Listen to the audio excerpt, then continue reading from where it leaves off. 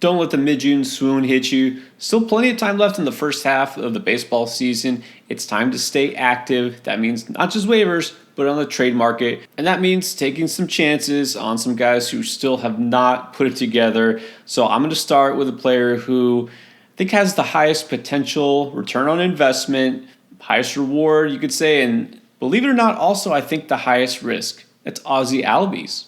The Braves' offensive struggles have been well documented and extends to pretty much every player other than Marcell Ozuna. But we've seen lately Matt Olson picking it up with the average at least. The power's still kind of there. Austin Riley had himself a nice week. Where's Albies? And he was the guy outside of Ronald Acuna who was the next player drafted, the one who you just expect to be a fantasy stud, one of the top second basemen in the game, and a top 25 player, we thought. But that was last year. Now, hear me out. I'm not saying that he was only good last year and that's it. I understand Albies has been great for years. And look, I was super high, obviously too high on Albies this year. But let's dig into the numbers and see what's going on here. So first of all, why is he struggling? Well, we know right now the average is just okay. He's hitting 260. We don't expect him to be an elite hitter with average, but last year 280s. We can expect him to maybe get better in that regard. Although his expected stats really don't say that it should, but obviously he can get better. Where he's really killing you is the counting stats. Only 5 home runs. He just hit his 5th last night, in fact, and 4 steals. That's it. And his run and RBI totals are just okay, not elite like we would think for a second baseman who can put up RBI and run totals close to or over 100. Now, part of that is team context and just the Braves in general not doing what they did, nearly what they did last year. But that aside, Albies is not doing his part. So the biggest issue here is the power. Look, he's not an elite base stealer. We're hoping for 15, maybe 20 by season's end. At this point, let's just settle for 15. But still, he's got to get you at least 20 home runs, right? Right now, his slugging percentage is at about 400. And expected slugging is actually lower at 373. Now, here's the thing. This isn't just a bad first half. This isn't just the only time he has had this issue. Because last year, sure, he was great. We all know that. But let's think back to 2 years ago, 2022. Remember, he had a pretty rough season as well. And that's kind of been lost in the wash after last year stepped back up. But let's look at how his slugging percentage, especially just over the last couple of years, has fluctuated so much.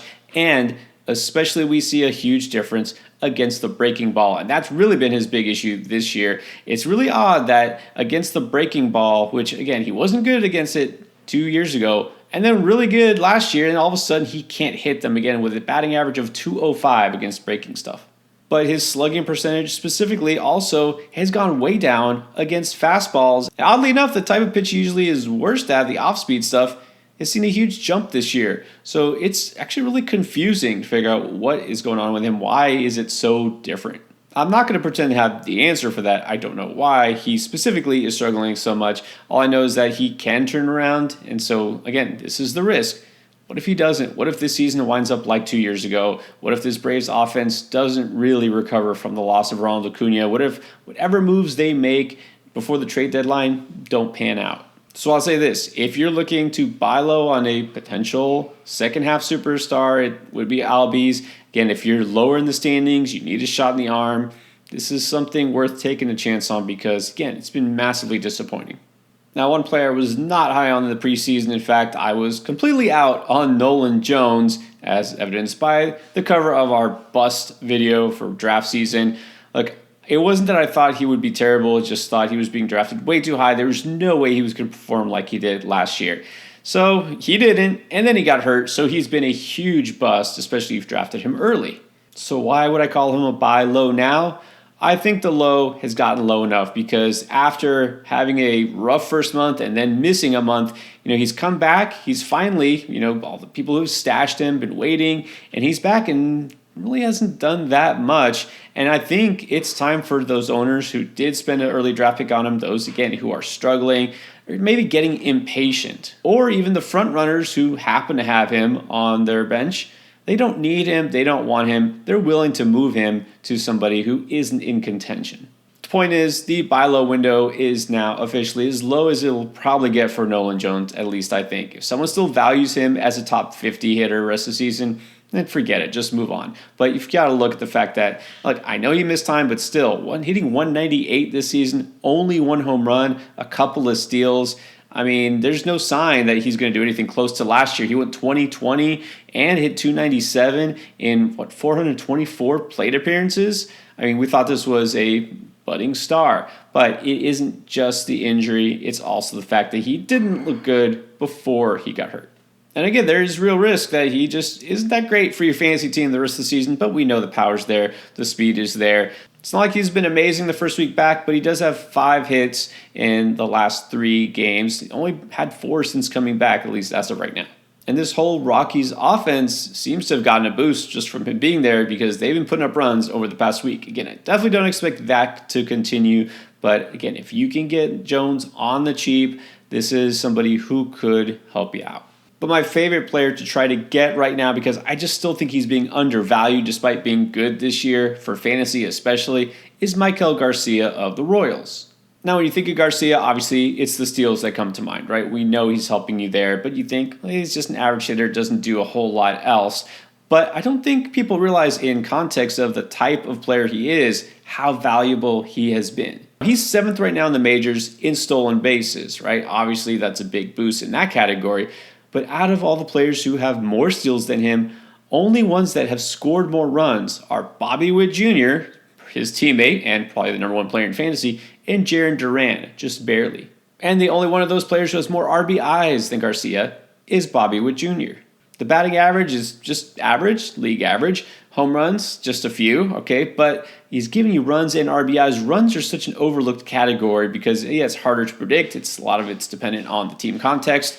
But again, it counts just as much as home runs, which it's easy to take note of who's got home runs and who doesn't. But he is scoring runs because he's at the top of that lineup, hitting right in front of Bobby Witt Jr. And yes, this is going to continue. Also super valuable that you can slot him at third base and rack up steals at that position. So again, I think that this is somebody who's going to wind up being way undervalued even up until the season is over and realize, wow, Maikel Garcia was like a top 25 hitter in fantasy. Yeah, I think he will be. Now, we know there's going to be a lot of shuffling as far as bullpens before the trade deadline, but right now is the time to try to get advantage of some cheap closers because these guys, I think, are going to hold on to their jobs the rest of the season, but they don't seem to be valued. In fact, they're not even universally rostered. I'm going to talk first about Andres Munoz of Seattle. Now, people are panicked here because he hasn't recorded a save in the month of June.